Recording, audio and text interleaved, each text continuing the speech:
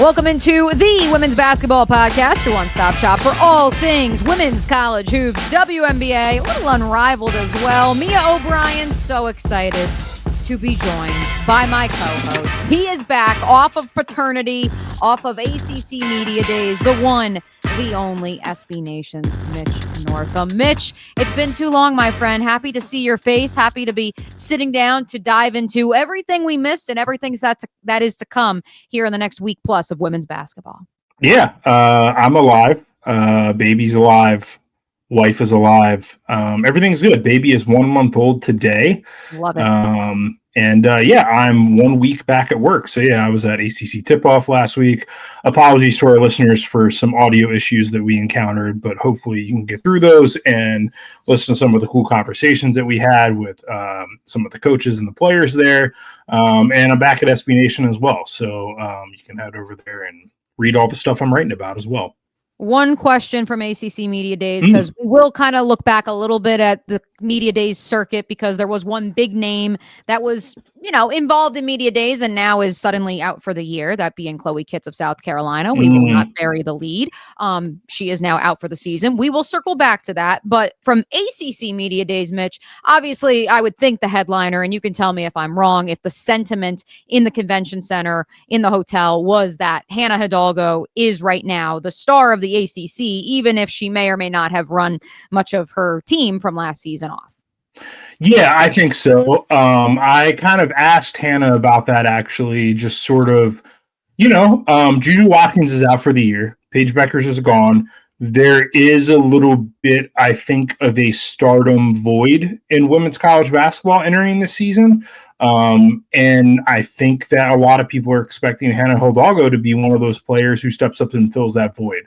I think that she will be preseason ACC Player of the Year. I think she will be a preseason first-team All-American.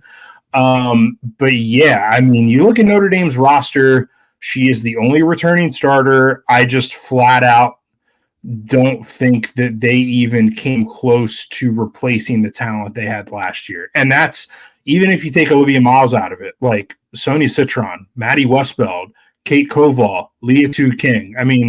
On and on and on. All these players that, I just don't think that they brought in the same level of talent. I was telling people all last week at ACC Media Days, I don't think that this Notre Dame team is going to be a top 16 seed in the NCAA tournament, which means they will not host games in South Bend in the first weekend. And I just don't see them as a contender for the ACC title. Having said that, I think Hannah Hidalgo almost has to put up ridiculous numbers to make Notre Dame competitive and the fifth best team in the ACC this year and to get them into the NCAA tournament. And so is she going to come close to averaging a triple-double? I don't know, maybe. It'll be something to see. It'll be a sight to see for the casual basketball fan if she does, because I don't know who else outside of maybe Flauge down in the Bayou is going to be able to do that. And that's a whole nother can of worms given the supporting cast that she will have and having to share the rock with the likes of Mylasia Fulwiley. Yeah, I think clearly Niele Ivey has hitched her wagon to Hannah Hidalgo, for better or worse, at least for this season. And then we'll see what they can do in the portal and the recruiting trail and stuff next offseason, heading into Hannah's senior year. But for this year, Hannah's junior year, she's kind of riding or dying with her. I don't even know where to begin or where to start if you ask me to pick out, well, who's the Robin to her Batman or whatever. It's kind of her and a collection of players that I'm not 100% sure would start on the top 4 ACC teams. And the top 4, I think, are going to be your 3 teams in the Triangle and then Louisville. So yeah, I think it's going to be a bumpy year in South Bend. I don't think they're going to miss March Madness or anything like that, but it's going to be rough. Kind of sounds like the roster Bill Belichick has put together. I'm not going to go there. I know you. Bill doesn't even have a Hannah Hidalgo. There you go. There it is. Sorry, Gio. If she could play quarterback. If you want more Bill Belichick takes, you can head on over to some of the other shows we have at OG Triangle Media. And you can also check out Mitch's interview with Hannah Hidalgo, with Kara Lawson, with so many of the ACC stars for this upcoming 2025-2026 women's basketball season over at the OG Triangle Media YouTube channel, as well as wherever you get your podcasts. Okay, I got my Bill joke off. Also the midshipmen are 6-0. James Franklin was fired. A lot of our side quests have been accomplished here while you've been on paternity leave, Mitch. While you were on paternity leave, Asia Wilson, the Las Vegas Aces, claimed their third title in 4 seasons. That's where we're going to begin today's show, truly. We're going to divide this show into quarters. We're going to try something a little new. Let's see how it goes. First quarter, the WNBA Finals. They are complete. The Las Vegas Aces sweep the Phoenix Mercury, the 2 seed, over the 4 seed. Game 1 was a nail biter as Phoenix, unfortunately, falls victim to some Alyssa Thomas missed free throws.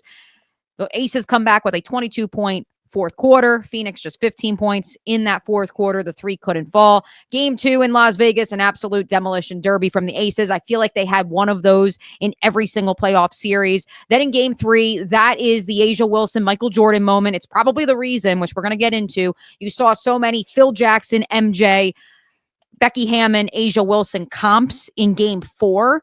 Because of Asia Wilson hitting that game winner, Mitch, with 0.1 seconds, that mid-range buzzer beater, if you may, 90-88 over the Mercury. And then finally in Game 4, for lack of a better term, Phoenix ran out of gas. They ran out of bodies. Nate Tibbetts crashed out a la Cheryl Reeve, which you missed that whole saga, too, while you were on paternity leave. That was a lot of fun. And so ultimately it ends a 4-game sweep in the first best-of-7 series in the WNBA Finals. Let's take a 30,000-foot view. I told you before you headed off to have little Savannah that I said the Aces are going to win the WNBA championship again. And here we are.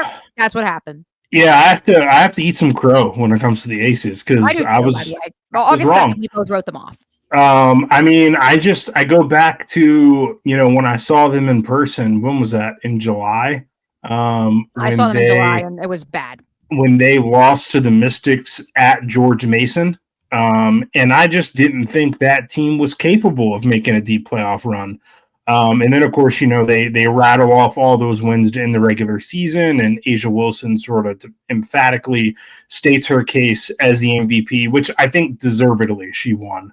And then, maybe they got a little lucky with how the Phoenix Lynx series went. I do kind of wonder if that Link series goes another way if we don't have the injury to Nafisa Collier, all those things.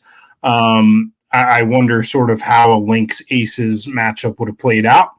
But this is why you play the games, and this is what we have. And so, 3 titles in 4 years. That's definitely a dynasty for Asia Wilson and Becky Hammon and Jackie Young and Chelsea Gray. And, they proved a whole lot of people wrong because they were dead in the water. They were in 8th place at one point in the league.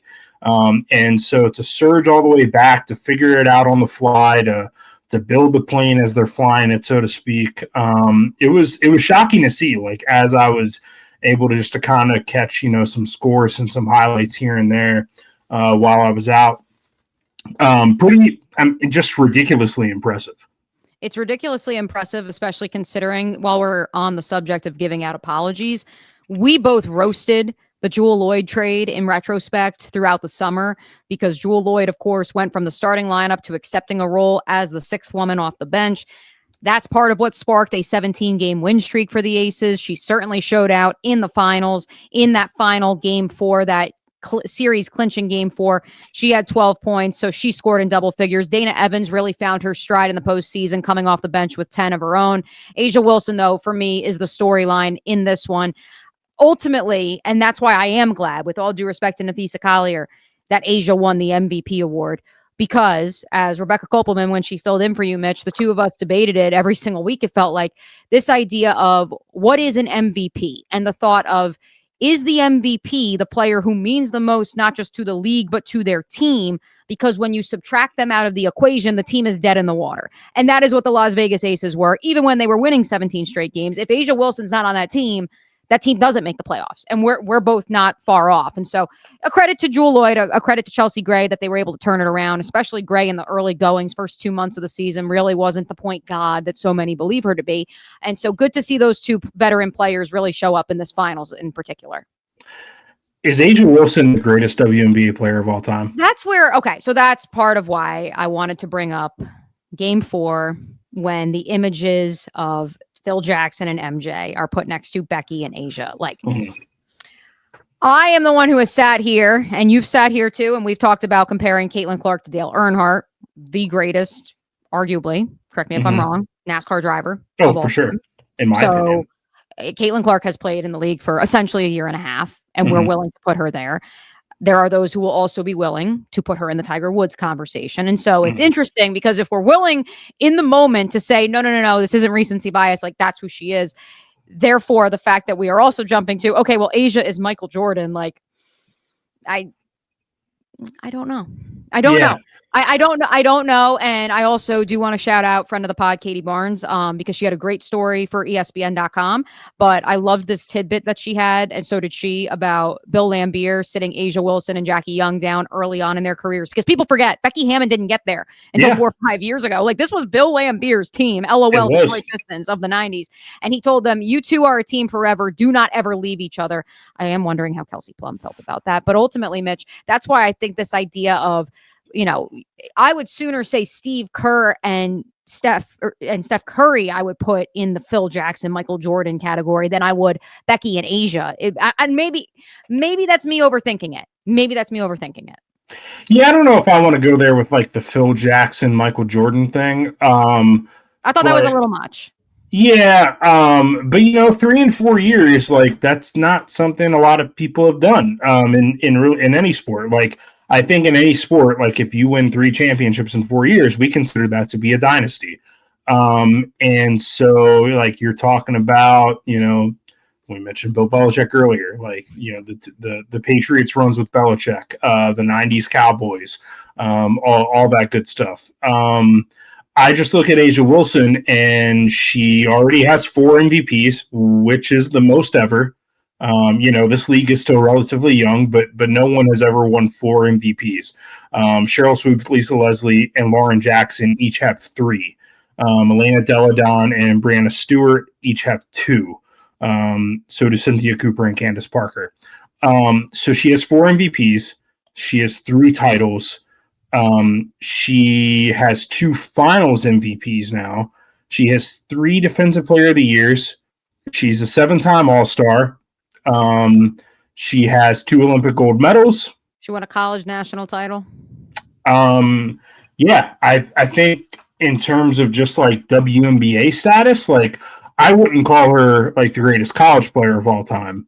I actually think that might be Brianna Stewart, but that's a debate for another day. Yeah, I think A'ja Wilson is in the conversation for the greatest WNBA player of all time. She is certainly on the Mount Rushmore. She is certainly in the top 4. Whoever you want to put alongside her, whether that's Swoops or Diana Taurasi or Sue Bird, Cynthia Cooper, Candace Parker, Lisa Leslie, all the players that I just mentioned. But I think A'ja, the way that she finished this season, by when we got to kind of that halfway point, like when I saw them in George Mason, and she didn't play in that game, she was hurt, and then she comes back and basically drags this team into the playoffs, and then hits that shot, and does all the things and wins the final MVP and everything. I think there were a lot of people, I don't know if this was like a motivating thing for A'ja, but there were a lot of people that said, well, the Aces dynasty is dead. And I was one of those people. I said, they got to rebuild this thing. This ain't working. This is... Jewel Lloyd, the trade backfired. We're done. Not yeah. It was a mistake to get Jewel Lloyd. It was a mistake to get rid of Kelsey Plum. You need to get rid of Chelsea Gray. I said all those things. I was wrong. And A'ja Wilson is a big reason why I was wrong. And I think she is squarely and firmly like in that GOAT conversation now, and it's pretty cool that we get to watch that like in real time, because she is in the prime of her career, and this could go on for a while. Right. And that's what I was going to say. I think she is a better basketball player in 2025 than she was 2-3 years ago when she was winning the MVP award. And I know that sounds elementary, but the reality is she's only gotten better. And the fact that she is dragging her team to the postseason, and look, I'm not going to bring baseball into this, but it's the case for Aaron Judge as well, by the way, on the Major League Baseball side of things, because he dragged the New York Yankees to this point of the postseason to at least make it to the ALDS. And so that's why ultimately, like, that conversation of MVP is so interesting to me, because I do believe the Aces not only don't win the title, I don't even know if they make the postseason if A'ja Wilson is not on their roster. Let's quickly look at the other side of this championship series. The Phoenix Mercury, perhaps a surprise to make the finals with a new big three in 2025, with Alyssa Thomas coming over to the desert, as well as Satu Sabli. Also, unfortunately, suffered an injury in Game 3 of this game, did not play in Game 4, both forces joining Kalia Copper, who then also suffered an injury. That's why I said Game 4. It just felt like they were just so ravaged by injuries. Nate Tibbetts gets what he has dubbed a weak technical, or a double tech, excuse me. So he was ejected from the game. Again, crashed out like Cheryl Reeve. And so, Mitch, I say this: will the Mercury be back next year? Do you believe in the pieces they have, or were they just the beneficiary of I don't want to say easy path, but a injury ravaged New York Liberty squad, and then a Minnesota Lynx team that quite frankly combusted? Yeah, I think that Phoenix will be good again. I think they will be a playoff team again. Are they going to be in the finals again this time next year? I don't know about that. Maybe. I think they did kind of, as we like to say during March Madness, get some bracket luck a little bit, I think. When it comes to, the Liberty were just clearly out of gas. And then they decided to fire Sandy Brondello, which we're going to get to that later. Don't you worry. And then the Lynx were out of gas, and Nafisa Collier injured on that final play, controversial, which ends up being the domino that starts all the stuff with Kathy Engelbert that I actually talked to the Joes on the OG about last week. The Ovius was kind of like, explain it to me like I'm 5. And so I had to tell him all about what's going on with Nafisa and Kathy Engelbert, and how she dropped that out also, OG Triangle Media, wherever you get your podcasts. Yeah, she dropped the hit 'em up on Kathy. I don't know. I don't know if Phoenix is going to be in the same position next year. But I do think they're a really good team. I think that they will be in the playoffs again. I'm just not sure that, like, I would lock them to, hey, they're going to be in the finals again next year. I'm not sure I'm willing to go that far. I don't know who I'd lock besides the Aces at this point. And even then, we saw that they can certainly have some lows too. I think this offseason, for many, many, many, many, many reasons, is going to be very, very interesting. Not only with the CBA stuff, but also because we got new teams coming in, and that means expansion drafts. And that means some good players aren't going to get protected. As we saw with the Aces last year, losing Kate Martin and all that good stuff. And then they felt like they needed to rejigger some things. So you have the Jewel Lloyd and the Kelsey Plum trade and all that. We're in for an eventful offseason any way you want to slice it. Yeah, we're going to dive into the CBA in quarter 3 of today's show. Real quick, I'd be remiss if I didn't mention, as we wrap up quarter 1 with the WNBA Championship Series, if I did not mention one of our favorite bits here on this program, the A'ja Wilson, Bam Adebayo, we know you're dating, but we cannot say it. Well, in the semifinals of the WNBA playoffs, Holly Rose out here saying, I got approval from A'ja to refer to Bam as her boyfriend. So I'm going to refer to him as her boyfriend. And then Ryan also drops it. Ryan Ruocco, he drops it as well in Game 4 of the finals. And he goes, hey, look, Bam's in the house. He's A'ja's boyfriend. And so I'm like, we can say it. Yay. And then, like, post game, the videos were very sweet. Like, they had a very nice embrace, but it still was like all the championship pictures were her and her parents. Like, he was allowed to be there on the floor. He was allowed to be in the tambourine dance, where, she's running around in his face, and he's just sitting there smiling. But yeah, shout out to Bam. He's a very supportive friend since I don't even know if we're allowed to say it, but I just want them to say it, Mitch, because I do think that they are a wonderful example of a true partnership, because he supports her, she supports, like, that's what I'm just like, I think that's a positive relationship for young people to emulate. And so I just want them to be like, I don't need to hide this. If Holly Rowe and Ron Rucco can say it, they're a thing. It's out here in these streets. I just wanted to add that I very much enjoyed a tipsy Asia Wilson in the post-game press conference off the championship win. I don't know. It seemed like she was drinking out of it looked like a champagne bottle, except it had a Michelob Ultra logo on it. So I don't know how that works. Was it champagne or was it Michelob Ultra? But whatever it was, she was feeling it, and I enjoyed that. She was feeling it. I think she helped Ben Pickman of The Athletic write his gamer from that game. And also it made her comments about Kathy Engelbert, the commissioner, all the more hilarious. We're going to get to that in quarter 3. We got to get to quarter 2. You mentioned Sandy Brondello, excuse me. Let's hit the notes coming out of the 2025 season. The 2025 WNBA season has come to a close. There's still some fallout with regards to the coaching carousel. Of course, the CBA, again, we're going to get to that. But Sandy feels like a logical place to start, besides the refs, which we can probably hit on them in this quarter too. But let's start with the New York Liberty, where they go in their coaching search, but also the smoke that Sandy could be headed to Dallas in a move that, Mitch, I would liken to Stephanie White, although she largely left Connecticut on her own terms, knowing that that Big Five was going to be dissolved, and she wanted to go home to Indiana to coach Caitlin. Well, now we may have a scenario where Sandy wants to coach Paige Beckers, and the league is probably signing up for it right now. What do you think shakes out in terms of that area of the coaching carousel? So while I was on leave and seeing all the coaching changes, I did text some sources just to kind of see what the temperature was at some places after Sandy was fired. And I was told that if Sandy wanted to, that Toronto would be very interested in her services. Then it kind of evolved into what we're seeing now with this Dallas Wings. While you catch your breath, maybe I shouldn't have led with Sandy. Maybe I should have led with another bit on this very show. Chris K, Coach Chris. R.I.P. It was a good run. Much like on One Shining Podcast, Mitch, they say Coach K is now Mr. K. What does that make Chris? What are we calling him now? Just he's Chris on K? Mr. K. He's just Mr. K. Special K. Special K. He is very special. So shout out to Chris K.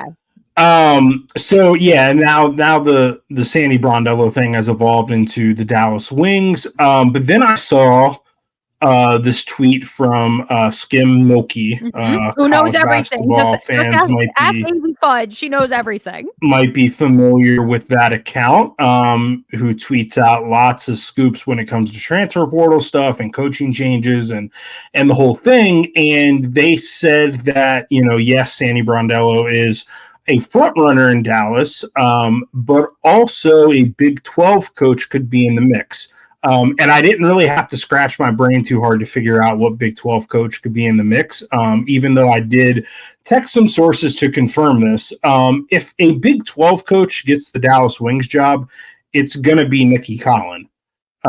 Nikki Collin and Kurt Miller are very, very, very tight. They work together. They both worked at Colorado State. Kurt hired her in Connecticut as an assistant coach with the Sun when he was the head coach there. And then she went on and became the head coach of the Atlanta Dream and stuff. And now she's the head coach at Baylor. And so it's kind of interesting because when the Sandy thing was happening, before the Wings even made a move, I was texting around with some sources to kind of figure out, hey, last year we had Carl Smesco and we had Lynn Roberts, make this jump from college to the pros. Do you think we see that happen this year? And what kind of the consensus that I heard back was, both of those coaches were not on the highest end of kind of the pay scale in college, so they got raises as they went to the WNBA, because I can't remember, maybe it was at The Athletic. Someone put Neil Ivey on one of these. Oh, okay. Ben did too, or maybe it was Chantel, whoever put it together at the Athletic. Yeah. They did, but I put Niele Ivey on And my first so team. I was kind of asking around and stuff, and basically what I got back was like the WNBA, most of WNBA teams are not ready to pay what Neil Ivy makes at Notre Dame, or like what Kara Lawson makes at Duke, or really like north of a mil, essentially. If you're making $1 million as a women's college basketball coach, you're probably not going to the WNBA. So there goes my Lisa Bluter prediction, because she was making $1 million at the end of her tenure at Iowa, by the way, for context and for perspective. But if you're making, Carl Smesco was making like $550 at Florida Gulf Coast. Lynn Roberts, I think, was in the ballpark like $650, $700.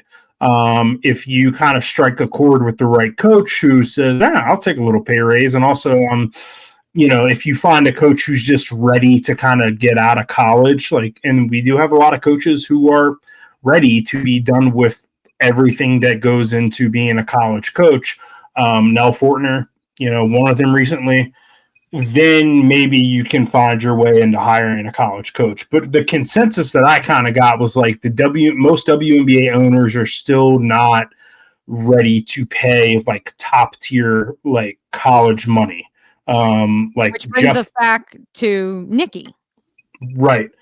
I think she's somebody who would be open to going back to the WNBA and maybe has not been thrilled about how the college experience has gone, even though like Baylor's been pretty good and like they've been a top 25 team and they've won the Big 12 and they've been to the NCAA tournament every year that they've been there. Nikki coached the WNBA, with the Sun and then with the Dream before she came to college.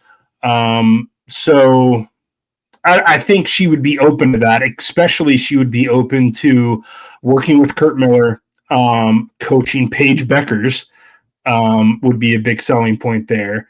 And I think that is a thing that can happen. But maybe they end up with Brondello. I mean, you could do worse than Sandy Brondello and Nikki Collin as your two top candidates. So we'll see where the Wings go. But I think that's a pretty good start. I feel like the Wings and the Liberty drama, because I have no idea who New York's going to go with. I mean, that is truly like the Tom Thibodeau. Oh, okay. There it is. Maybe. That's what the name. Christy Tolliver? Is Christy going to get a look? I think Christy Tolliver might end up being a coach of one of these expansion teams. Okay. I think Christy Tolliver. I think she is going to get interviews. And I think that she will be pursued by some teams. Whether or not she gets the job, we'll see. Lindsey Harden, I think the same way. Lindsey Harden is somebody who, like, for the past 5 years has been interviewing for head coaching jobs in college and the WNBA. She interviewed for the Duke job when it was open. She interviewed for the Mystics job last year, and hasn't gotten one yet. So, I think she makes a lot of sense for the Liberty, if the Liberty are ready to go in that direction. I think Christy Tolliver is another like recent former player who we might see as a head coach relatively soon. I just still can't get over that the Knicks and the Liberty did the same thing in the same offseason. Like, it's just in the same calendar year, like, you took us as far as we've gone in X amount of years. Yeah, no, and it's fine. It's fine. We can do better. Yeah. We can do better. The grass is always greener. Maybe not. Speaking of green, Seattle, Mitch, I feel like they've gotten lost in the shuffle because the focus has been on who will be Paige Becker's next coach, who will be coaching Sabrina Ionescu and Brianna Stewart next. Seattle, like, we've spent so much of the last calendar year saying, what are they doing outside of trying to emulate a 2019 All-Star team and then adding Dominique Malanga, the 19-year-old sensation out of France, into the fold, who looked awesome down the stretch of the season, to be clear. But I am also interested what they have cooking out there in the Pacific Northwest, especially given all of the off-the-court conversations that occurred prior to the start of the 2025 season. So in talking with some sources when the Sandy Brondello thing happened, what I was told by a couple people was that, because I was asking like, could she end up in one of these, expansion franchises or whatever, right? And I was told that, yeah, Toronto would be very interested in Sandy Brondello because Toronto kind of goes in the direction that Golden State went, in that they have a coach who knows like the international game pretty well, and Sandy and a lot of people in Toronto are kind of on the same wavelength. Then I was told like Portland is going to hire an NBA assistant. Like that's the direction that they're going to go. And I was also told that Seattle might go that way as well. But then I was told actually nobody really knows what Seattle is doing. And I don't know that Seattle knows what Seattle's doing. I was kind of surprised that Noel Quinn got fired. Not as shocking as the Sandy Brondello thing, but sometimes I think these teams are a little too quick to pull the plug. My thing is just like, I don't know what their identity is outside of, we have Dominique Malonga and you don't, and we're just going to have a bunch of aging all-stars around her and figure it out. Right. I kind of think the Storm are a team. Yeah, I don't know what the goal is. Like, do you just want to be like a fringe playoff team? I guess if you do, then like keep on the path that you're on. So then why would you hire your coach? If you want to be something more, then like it's probably time for like a complete rebuild. Like, maybe it's time to trade Agumake and it's time to trade Skylar Diggins. And like, I just don't know, like in 2025, 2026, like if those are the centerpieces of your franchise, those probably just aren't the players you want to build around. You want to build around Dominique Malonga. Right. So I don't know. I'm not sure. I don't think Seattle knows what it's doing. They did win a playoff game against the Las Vegas Aces. Hang the banner. They did. They did something that the Phoenix Mercury could not do. So write that one down. Write that one down, Mitch. That is true. We've gone 31 minutes, and I have not mentioned the Indiana Fever yet. So that's a shout out to the Indiana Fever, who also beat the Las Vegas Aces twice in this postseason, and including the craziest Game 5 I think we've ever seen. Like staying up until 12:45 a.m. Eastern for that Game 5 clinching win for the Aces was just. You talk about devastated by injuries by the Mercury, the Fever, crazy. We'll get to them in quarter 4. I just came to my brain. Hadn't mentioned the Fever yet. I think this is the longest I've gone without saying it. So shout out to the Fever. I mean, you asked earlier about like, locks for deep playoff runs next year. If the Fever are healthy, yes. Like I think we can say like that is a team that like all the pieces are there. They just got so banged up this year and still made the playoffs somehow and still beat the Aces. And like, they're right there. Quarter 2 was about the storylines, the fallout from the 2025 season, especially the postseason, which, hey, maybe it is a good time to note, to your point, Mitch. The Fever, yes, devastated by injuries, made a run that no one saw coming. Kelsey Mitchell, like, I mean, we were like, I don't want to say like laughing, but like we're like Kevin and I are looking at each other on the couch like, she's just cramping. Like, why? Like, all of a sudden she's ruled out. They're taking her to the hospital. Like, we were like, what is going on? And so obviously it was, I forget the exact medical term that it was, but essentially could have turned into blood clots and would not have been great. So very glad that Kelsey Mitchell is up, moving, and it's going to take a couple weeks to get her sea legs back under her. But obviously, first team all WNBA, and excited to see what that means for the Fever moving forward when they have a healthy Caitlin Clark. And it will be interesting if that is and again, I'll just hit this as the final storyline from quarter 2, Mitch.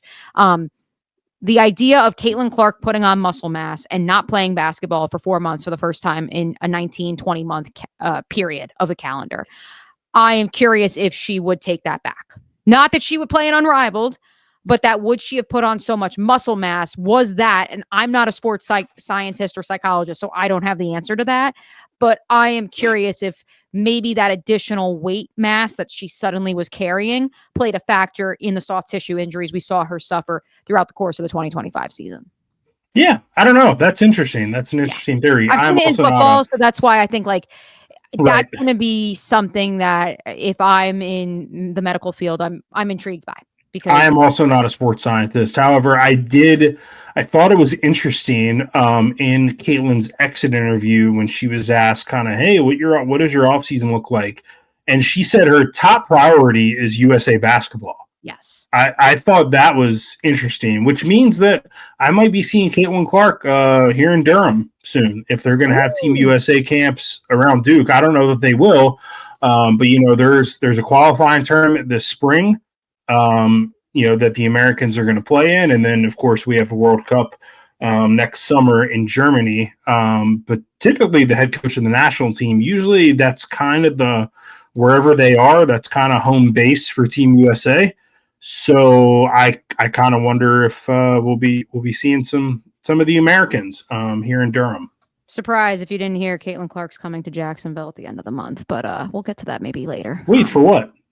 She's going to be speaking at a speaking engagement that I was informed of 3 days before it was publicly announced. And it will be moderated by friend of the pod, Donna Orender, the former WNBA commissioner, now the commissioner of the Upshot League. No, it was not Donna who informed me. I went to Donna to verify that this was a thing that was happening because I had not heard from the Caitlin camp or anyone else in the city of Jacksonville. Granted, I do want to note, Mitch, yes, I still cover the Jaguars. I don't work in local media anymore.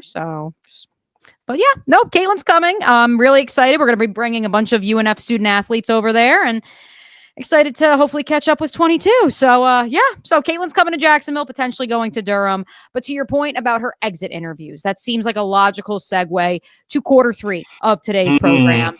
The CBA negotiations that are looming. We are recording this podcast on October the 13th, which means we are 18 days, or maybe now 17 days, because it's a little bit later at night as we're recording this, 17 days away from the deadline for the collective bargaining agreement, and no end in sight, no conclusion, no compromise, no agreement appears to be on the horizon. According to Annie Costabile of Front Office Sports, who's done such a great job and covering the CBA negotiations. Right now, the biggest sticking point is not over officiating, although certainly that was brought to light by more than one WNBA player at their exit interview. We'll hit that here in a second.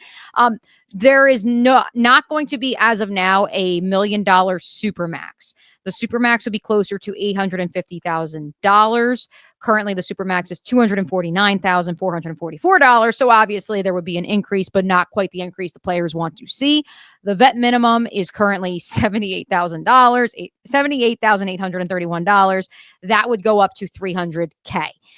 And that's kind of where the biggest sticking point is right now. So you tell me, Mitch, does this deal actually get done by October 31st? There is an option to pick up the current CBA.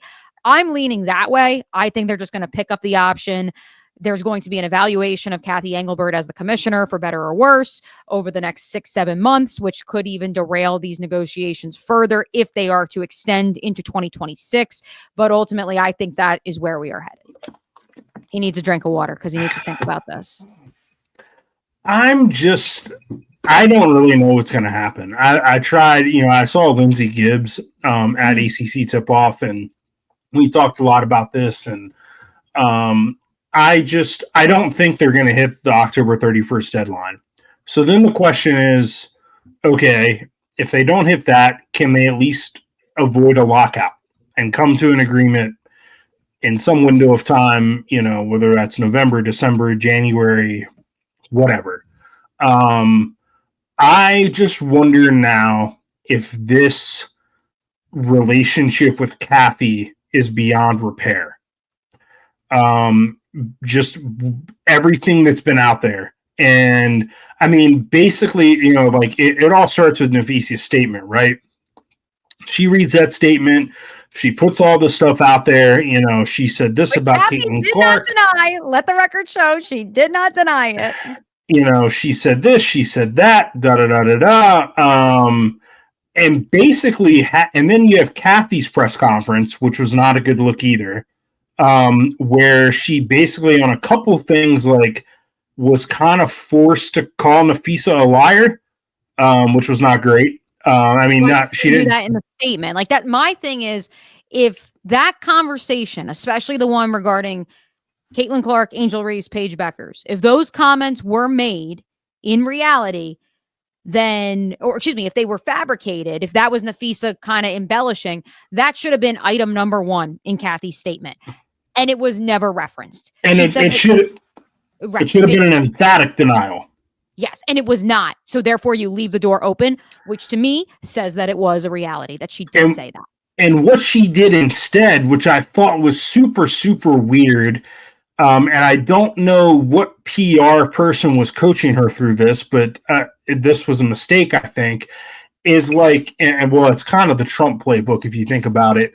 Instead of kind of addressing like what Nafisa said and what Caitlin said, she was like, well, there's been a lot of misinformation out there and reporting and social media that's just not accurate. Dog, the reporters didn't make this up. Like, this isn't players said it. This isn't sources said or whatever. Like, this was straight from the horse's mouth. Like, Nafisa said this. She put this out in the streets. So, like, and I don't know Nafisa Collier all that well. I've spoken to her in press conferences and settings like that in a handful of times, but she doesn't strike me as someone who's in the business of making things up. So all that said, like, I just wonder if the players are at a point where they're like, we will, not in good faith, negotiate with Kathy. And so then if you're Adam Silver, who ultimately the ball is in his court, I think we forget about that sometimes, like that he is above Kathy, like, when it comes to the WNBA. Right.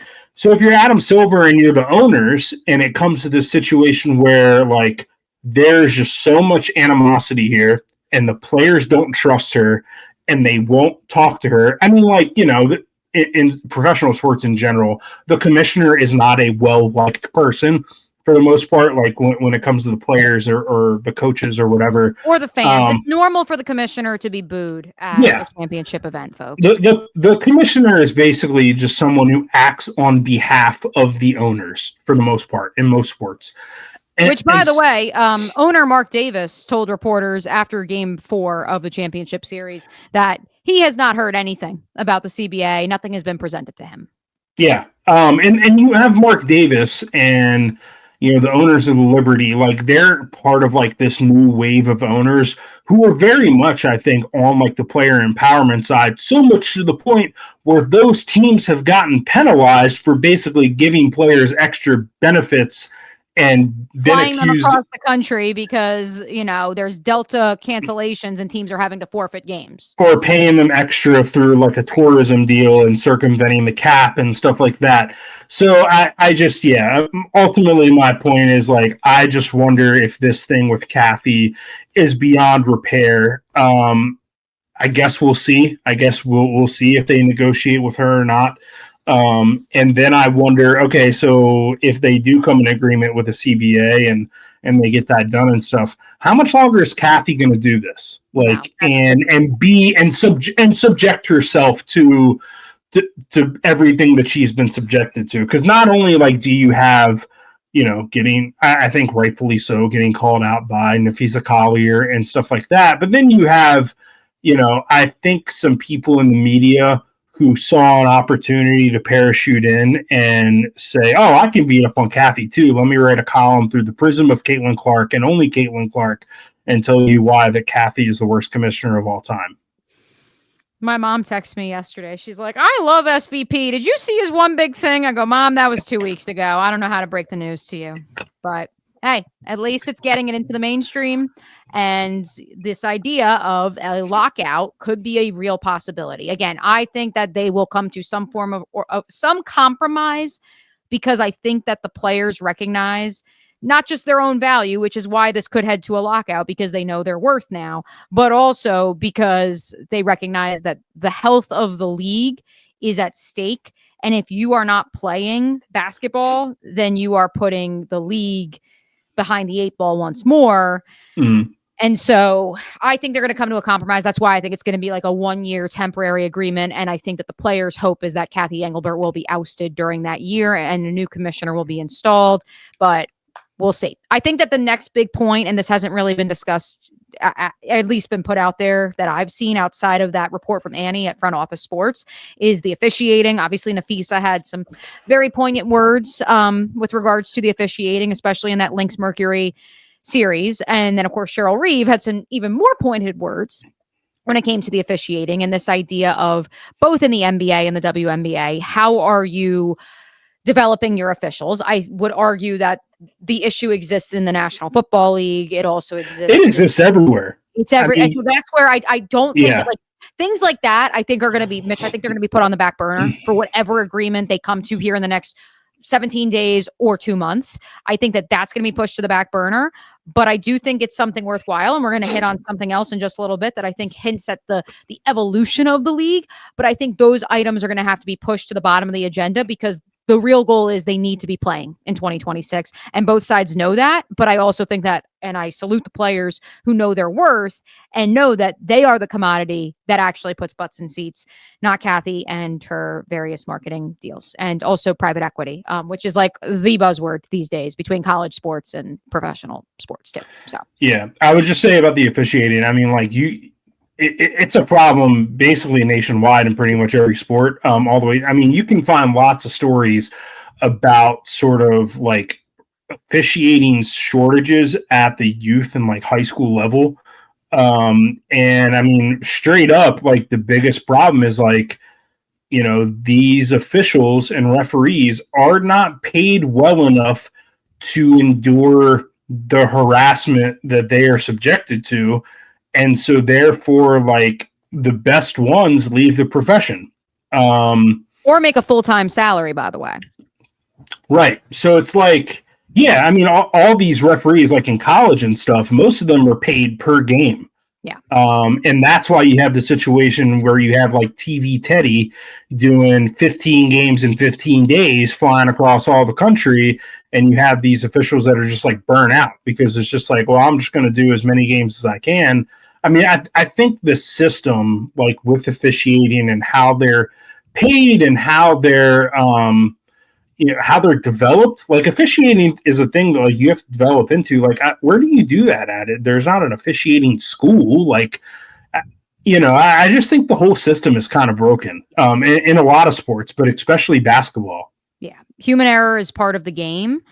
And unfortunately, that's not going to go away until we have robots. And then once we have robots and video replay for every single little thing, we'll also be complaining about that. And so I think that with some regards, we have to accept it as reality that this is the sport that you play. And unless you want robots like and VAR for every little nuance of a facet of a game, like that, this is what you're signing up for. But to your point, Mitch, I think that the idea of refs that come from the G League, whether you develop in European soccer, the fact that they have so many levels of soccer, and so you're able to develop officials through the Champions League, through I'm blanking on 1 and 2. Soccer has like League certifications 1, League 2. Too. Right. And also their certifications as well. Right. And so maybe that's, or like, do you see crossover between college refs, professional refs, both in football and basketball?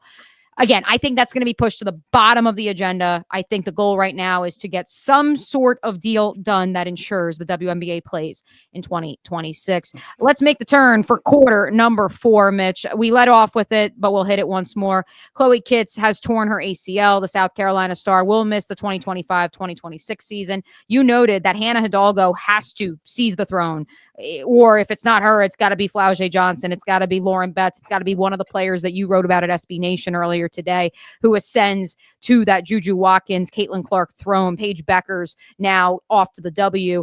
I was speaking with one of our favorite basketball analysts in the college basketball community, Jaguars inside linebacker Foye Oluokun, and we both agreed, like, if Braden Smith is the face of both men's and women's college basketball for 2025, 2026, we have a problem. With all due respect to the Purdue point guard, it's just the reality that he cannot be the star between both sports this upcoming season.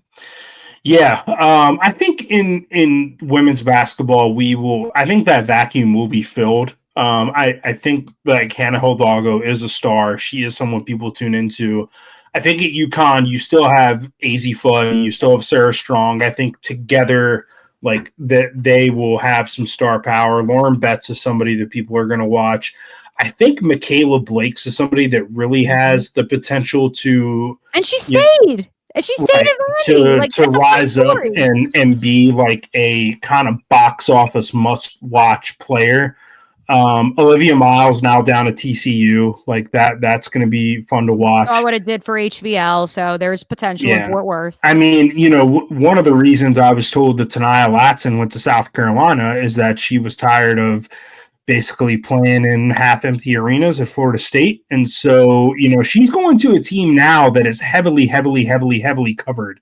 I mean, maybe alongside UConn, like the most well-covered team in the sport. So, like, if she's going to be out there more, I mean, she led the nation in scoring last year. We do have some freshmen coming in that I think have some star potential. Aaliyah Chavez, of course, at Oklahoma, who seems to have like a personality as well. Like she I think guaranteed that Oklahoma would go to the Elite Eight this year. Yeah, she did. And some things like that. So I think there are players that can step up. I think obviously like we are going to miss Juju Watkins and we are going to miss Paige Beckers, but I think that there's going to be some players that step up and fill that void. I think like somebody like Toby Fournier at Duke, like if she plays more this year and isn't on the Kara minutes restriction, that could be a good thing. Like just when Malaysia was on the Dawn minute restriction count. Right. Malaysia Poole-Wiley, I mean, is somebody who please, we're begging you. If that works at LSU, that's going to be really fun. Yeah. So we'll see how that goes. Zoe Brooks is somebody who's kind of been in the shadow of Isaiah James and Sanaya Rivers the past couple of years, and now she is the bus driver for NC State. She was the one who led them to that win over Notre Dame and played really, really well. So broke the Fighting Irish. Yes, broke the Fighting Irish. So, speaking of Aaliyah Chavez and Oklahoma, I do want to hit one more here on the college front before we get to your preseason top 25, Mitch, because I think this is a good segue to that. Vienna Murray, the number 91 player in the class of 2026, also Megan Gustafson's cousin, has committed to Oklahoma. And so Jenny Baranczyk continues to reel him into Norman. And for the Iowa fans who are shocked at this development, that their second greatest player of all time, who also was a National Player of the Year, that her direct relative could say, no, I'm going to play for the former Iowa star down in Norman. I would just tell you that there's a lot of belief out there on the streets that Addison Bajorn, the number 10 player in the class of 2026, could be committing to the Hawkeyes very, very soon. So, which would be nice. So I just wanted to fit that in there. Shout out to Jenny Baranczyk, because I do think Oklahoma, I do think they're going to make an Elite Eight. Where did they rank in your preseason AP Top 25 match? I think that they're going to be very, very good this year. I had them 7th. That sounds about right. Overall. So I had South Carolina at number 1. I put on Twitter today that I think, we had to turn these ballots in last Friday. I think even if I knew about the Chloe Kitts injury, I probably still would have had South Carolina at number 1, because I think to me it just means, all right, well, Joyce Edwards is going to play more, and Joyce Edwards is really, really, really good. Freshman. Yeah, and was on the All Final Four tournament team, and played really, really well over the summer. Not only at the AmeriCup for Team USA, but also in 3-on-3 as well. So I think she has a high ceiling, and I think she's not going to have any problem, starting in the SEC and playing kind of a bigger role. That said, I think it's going to be an interesting season for South Carolina, just in that most of Dawn Staley's teams have been kind of this pound the ball inside. We have all the front court depth, and you do not. And now I think this is a team where their biggest strength is in the backcourt. Like, you have Raven Johnson as your point guard, 5th-year, veteran starting guard. And then you have Tanaya Latson next to her. And then you have Tessa Johnson, who is, come on as a really, sharp shooter, as a 3-point shooter and an inside scorer as well. So I kind of wonder if like this is a different look we see from South Carolina this year, just given, no Chloe Kitts, no Ashlyn Watkins, all that stuff. They have a new center, Medina Okot from Mississippi State. So, no Sanaya Fagan, and certainly no Camila Cardozo or Aaliyah Boston. So I just wonder if like we see a little bit of different style from the Dawn Staley team. And then, so my top 4 overall, I had UConn number 2, LSU 3, UCLA number 4, and then Tennessee. Sounds about right, by the way, too. Oh, and Tennessee 5. Tennessee 5, Duke 6, Oklahoma 7, USC at number 8, TCU 9th, and NC State at 10th. I got some feedback. I think people were surprised that I had Texas ranked that low. I was think going to say that you had USC still in the top 10, even without that Juju. too. So I'll explain both real quick. I think Texas, I think they kind of got some bracket look last year, and I'm not sure I believe that they're a Final Four team again this season. Like, I really like Madison Booker. Rory Harmon's great. They lost a couple starters as well. I'm just not sure, like, that they got better, I guess is my thing, to kind of elevate them. So I got to see it with them. We'll see what happens there. With USC, I think even without Juju Watkins, like, this is a really talented roster still. You have Kara Dunn there. You have the freshman that Lindsey Gottlieb has brought in. I think this is still going to be like a pretty good team. Like, you have Jazzy Davidson, you have London Jones, Kennedy Smith. I think this is a really solid team still. I think they're capable of making like a Sweet 16 or Elite 8. So I have them up there. The game that's going to tell me a lot about where both of these teams are is the first Sunday of the season, NC State versus USC in Charlotte at Ally Tip-Off. I think that's going to be a big measuring stick game. So we'll see how that goes. I think overall, just, to pivot back to the ACC real quick, I really do think the title runs through the triangle this year. And I think the power in the ACC has fully shifted back to this is a tobacco road league. And I think those are your top three teams. I think the team I have the most questions about is Carolina. If you don't have Alyssa Utsby, you lost some other pieces as well. But, man, they have a lot of depth in the backcourt. The big question is like, all right, who's going to replace Maria Gokdang at center? Is that going to be Blanca Thomas? Is that going to be Sierra Toomey? NC State, I was going to have more questions about, but then you lucked into Camille Pierre, who averaged 20 and 10 in the SEC last year. The mysterious Camille Pierre. How are you in the portal? Wait, how did that happen? And now you get to pair her with Tilda Trigger, who's 6'6" and is going to be better this year, and Zoe Brooks, who's a junior guard and more than capable of being the bus driver of this team. And then you go to Duke. They bring back 4 or 5 starters, which doesn't include Toby Fournier, because Toby Fournier was not a starter last year. Thank you, Karen. And you bring back Toby Fournier, ACC Rookie of the Year. You also bring in Emily Skinner, who is a top 5 recruit, and is somebody who, like, I don't think I have ever heard Kara talk so positively about a player who has not played for her yet. Like, in a game, like, she is really high on Emily Skinner. So we're going to see something from her. They also get 2 former McDonald's All-Americans back from injury in Riley Nelson, and I think her name is Amari Robinson. So I think Duke is stacked. I think Carolina has potential. NC State is stacked. And then, like I said, it's that simple. Notre Dame has kind of fell off. I think Louisville's going to be better. I think Louisville is probably your 4th best ACC team. And if there is a 4th ACC team that's in the top 16 and hosting games, it's probably them. There was a college basketball game today. Again, we're recording this on Monday, October 13th. An exhibition game between the UConn Huskies and the Boston College Golden Eagles. Final score, AZ Fudd and Friends 84, BC 67. Mitch, you caught a little bit of this game. Any takeaways from the exhibition game that is not a secret scrimmage? It was broadcast on Nessun Plus. 20 points for AZ Fudd in 23 minutes.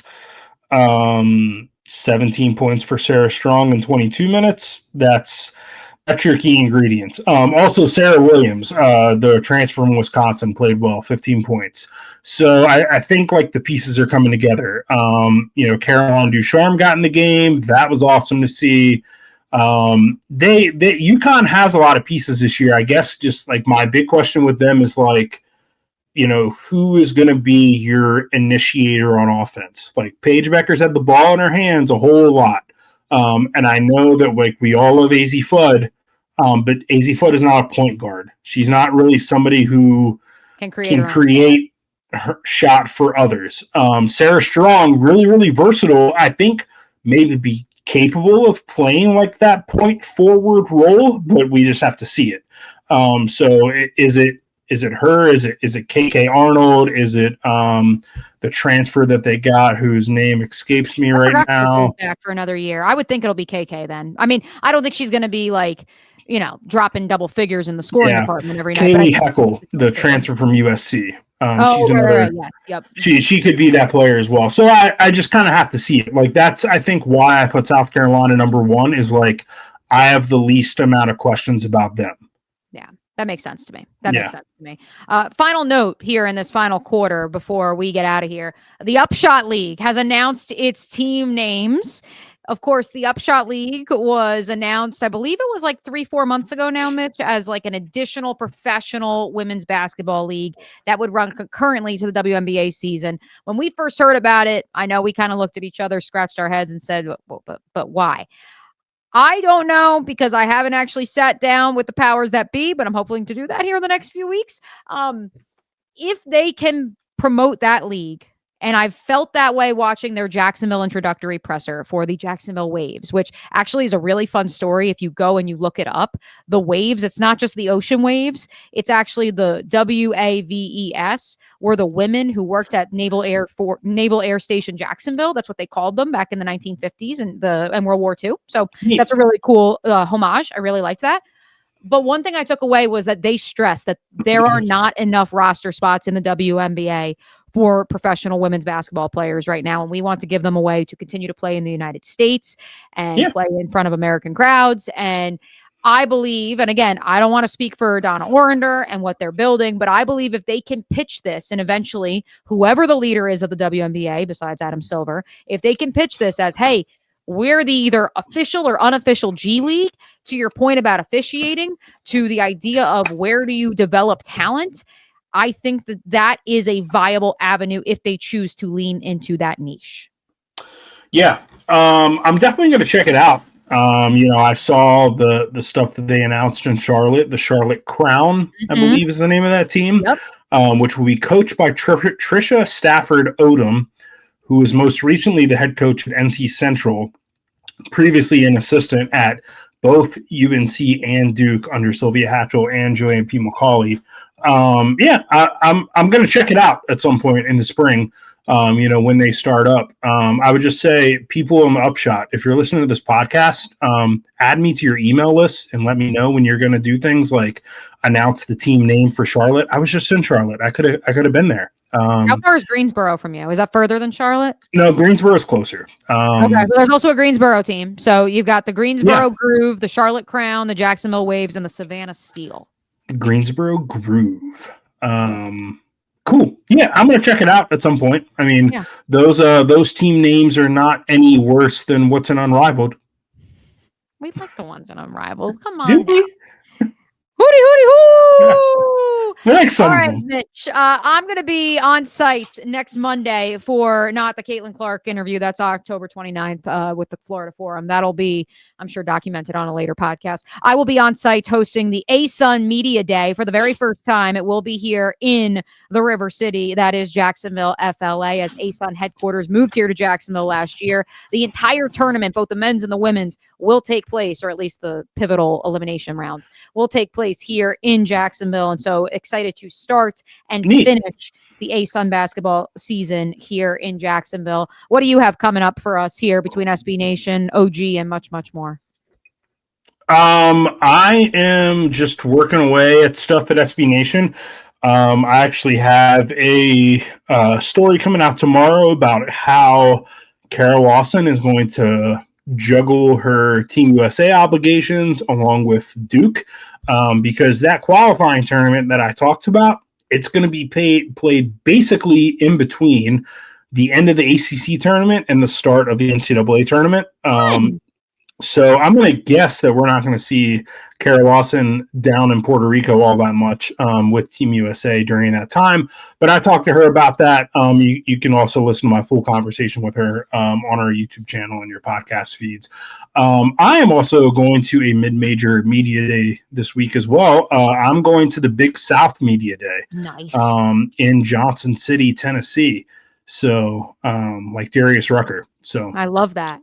Just make sure you don't. Well, no, I won't say it, but at least you will be free, if you know what I mean. Yeah, I'm excited to see from the ASUN. Look, I turned in my preseason media ballot today, and I have no idea.